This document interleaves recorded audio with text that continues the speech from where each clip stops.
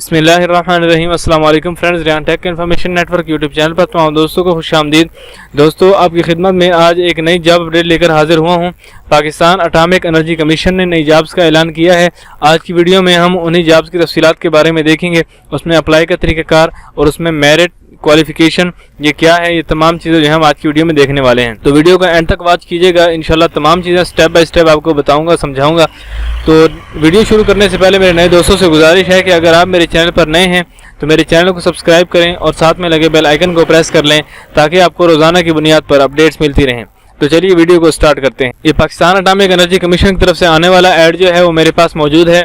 इसमें सबसे पहले वैकेंसी की बात करें तो इसमें टेक 1 है, मैकेनिकल, ये कॉन्ट्रैक्ट बेसिस पर है। इसका BPS 9th या 10th है और इसके जो क्वालिफिकेशन चाहिए वो 3 ईयर डिप्लोमा चाहिए एसोसिएट इंजीनियरिंग मैकेनिकल का, उसमें फर्स्ट डिवीजन होनी चाहिए और इसमें एक्सपीरियंस की ज़रूरत नहीं है। उसके बाद आते हैं टेक 1 इलेक्ट्रिकल या फिर इलेक्ट्रॉनिक्स में, ये भी कॉन्ट्रैक्ट बेसिस पर है। इसका स्केल भी 9वां या 10वां है। इसमें भी 3 साल का डिप्लोमा चाहिए इलेक्ट्रिकल या इलेक्ट्रॉनिक्स में और इसमें भी तजर्बे की ज़रूरत नहीं है। उसके बाद आते हैं टेक 1 सिविल पे, इस पे भी 9वां या 10वां स्केल है और ये भी कॉन्ट्रैक्ट बेसिस पर है। इसमें भी 3 साल का एसोसिएट इंजीनियरिंग का डिप्लोमा होना चाहिए सिविल में, फर्स्ट डिवीजन का, और इसमें भी तजर्बे की ज़रूरत नहीं है। उसके बाद आते हैं टेक 2 मेडिकल, ये कॉन्ट्रैक्ट बेसिस पर है। इसका जो BPS है वो 7 या 8 है।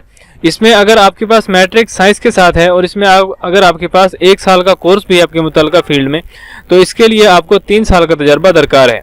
और अगर आपके पास मैट्रिक साइंस के साथ फर्स्ट डिवीजन है और आपने 2 साल का कोर्स किया हुआ है तो फिर आपको 2 साल का तजर्बा होना ज़रूरी है।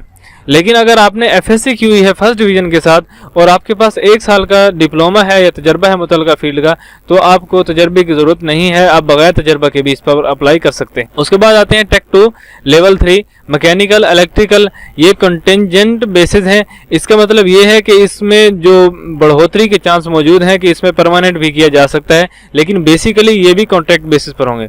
इसमें अगर आपके पास FSC प्री इंजीनियरिंग है फर्स्ट डिवीजन के साथ तो फिर एक्सपीरियंस की ज़रूरत नहीं है। लेकिन अगर आपके पास मैट्रिक साइंस के साथ है सेकंड डिवीजन में और आपके पास अप्रेंटिसशिप का 2 साल का कोर्स भी है तो फिर आप इसमें 2 साल का तजर्बा अगर रखते हैं तो फिर आप इस पर अप्लाई कर सकते हैं। उसके बाद टेक 3 लेवल 3 है मैकेनिकल या इलेक्ट्रिकल में, ये भी कंटेंजेंट बेसिस पर है। इसमें जो सैलरी है वो 30,300 रुपये होगी। इसमें मैट्रिक साइंस के साथ सेकंड डिवीजन होनी चाहिए, कम से कम 50% मार्क्स। इसमें 6 साल का रेलिवेंट एक्सपीरियंस होना ज़रूरी है और साथ ही अगर आपके पास साइंस के साथ सेकंड डिवीजन नहीं है तो फिर matric with second division at least 50% mark, कम से कम 50% नंबर होने चाहिए और 1 साल का टेक्निकल का जो है कोर्स भी होना चाहिए। तो फिर आपको 5 साल का तजर्बा दरकार होगा। उस वैसे 6 साल का है, लेकिन अगर आपके पास डिप्लोमा है, कोर्स है, तो फिर आपको 5 साल का तजर्बा चाहिए। उसके बाद ड्राइवर 3 लेवल 2 है, ये भी कंटेंजेंट बेसिस पर है। इसमें जो लमसम सैलरी पैकेज है वो 30,300 रुपये है। इसके लिए मैट्रिक तालीम होनी चाहिए, सिविल ड्राइविंग का लाइसेंस भी होना चाहिए LTV या HTV में, और मिनिमम जो हाइट है वो 5 फुट और 6 इंच होनी चाहिए और 3 साल का जो है वो HTV का डिप्लोमा भी जो तजर्बा है वो भी रखता हो। उसके बाद टेक 4 है लेवल 1, ये भी कंटेंजेंट बेसिस पर है। इसके लिए तनख्वाह जो है 25,400 रुपये है। इसके लिए मैट्रिक होनी चाहिए साइंस के साथ, कम से कम सेकंड डिवीजन 50% नंबरों के साथ, और इसके लिए किसी किस्म के तजर्बे की ज़रूरत नहीं है। उसके बाद आते हैं टर्म्स एंड कंडीशन पर। यहाँ पर लिखा है जो सीरियल नंबर 1 से 3 है, इसमें इंटायर जो आपका एजुकेशनल कैरियर है उसमें सिर्फ एक ही सेकंड डिवीजन काबिल कबूल होगी। 1 से ज़्यादा अगर आपके पास सेकंड डिवीजनें हैं तो फिर वो काबिल कबूल नहीं होगी।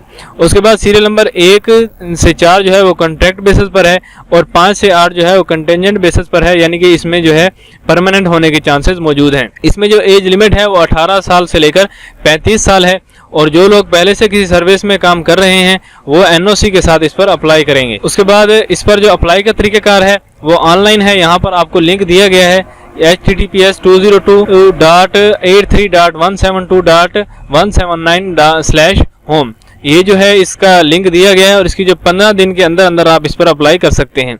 यानी कि इसकी जो लास्ट डेट है वो 12 अक्टूबर 2022 इसकी लास्ट डेट है। सिर्फ और सिर्फ शॉर्ट लिस्टेड कैंडिडेट्स को ही इंटरव्यू के लिए बुलाया जाएगा और आने वालों को किसी किस्म का TADA नहीं दिया जाएगा। तो दोस्तों, ये थी आज की वीडियो, उम्मीद करता हूँ आपको पसंद आई होगी। अगर इसमें किसी किस्म की परेशानी का सामना हो या आपको किसी चीज़ की समझ ना आए तो आप कमेंट सेक्शन मुझसे पूछ सकते हैं। Thanks for watching.